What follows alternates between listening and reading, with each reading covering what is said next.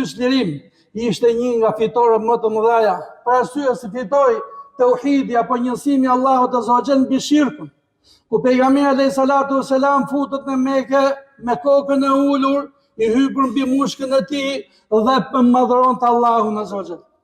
Jo si triumfues, po sikur ai ishte me të vërtet një njeri rob, sepse ishte rob i Allahut azza wa jall. Mbasi futet në Mekë dhe i shikon Mekasit përballë, për arsye se kishte thonë kush hyn në shtëpinë e Abu Sufjanit është i sigurt, dhe kush hyn në shtëpinë e tij dhe mbyll derën është i sigurt, dhe kush hyn në Mesjidul Haram është i sigurt. Njerëzit po e prisnin pabesimtarët në Mesjidul Haram, mushrikinët, dhe po prisnin çfarë do të ndodhte me ata. Kur e pan që pejgamberi alayhis salatu wassalam hyri dhe ato ishin para tij, ai i pa me vëmendje i tha: "Ja ma'ashar Quraysh, ma tarauna anni fa'ilun bikum." O ju Qurayshan, o ju banorët e Mekës, çfarë mendoni se unë do të bëj me ju? Çfarë doni që të bëj? A ju kujtohet çka keni bërë? Po ta kthejmë logjikën.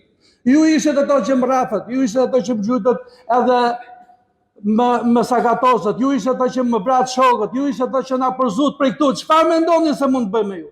Ato e kthyen kujtesë gjithë të ndodhi që ka ndodhur. Megjithatë e dinin shumë mirë karakterin e profetit alayhis salatu wassalam, sa ai ishte njëri me vlera të larta dhe thanë: "Khajrën, shpreson të këti mirësi, khajrën, akhun kerim, ti je njëri shumë i mirë, je njëri bujar, je vllai i dashur bujar, o ibn akhin kerim. Dhe gjithashtu je edhe djalë i një vllai ton i cili ka qenë bujar. Ti vetë je bujar, edhe familja ka pas bujar babain tënd." Pastaj pejgamberi alayhis salatu wassalam në atë moment i thot atyre që ai më të vërtet i ka falur ata dhe nuk do t'ju bëj asgjë, kur ju thot që jeni të lirë për hir të Allahut azza wa jall.